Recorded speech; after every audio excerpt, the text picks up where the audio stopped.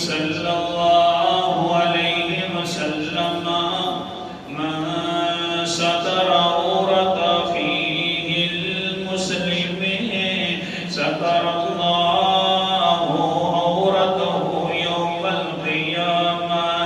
اللہ اکبر کبیرہ۔ پیغمبر علیہ السلام نے فرمایا جو انسان دوسروں کے عیب چھپاتا ہے، پردہ پوشی کرتا ہے، قیامت والے دن اللہ تعالیٰ اس کے گناہوں پر پردہ پوش ہو جائیں گے۔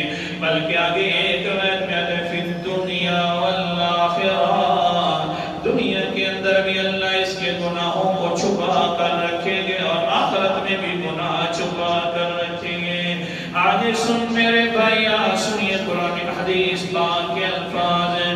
قال النبی صلی اللہ علیہ وسلم من کشف عورت فیہ المسلم کشف اللہ عورتہ حتی یفصح فی بیتہ۔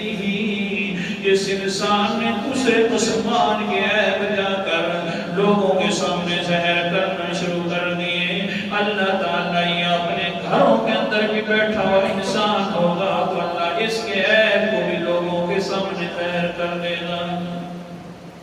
جیسی کرنی ویسی بھرنی۔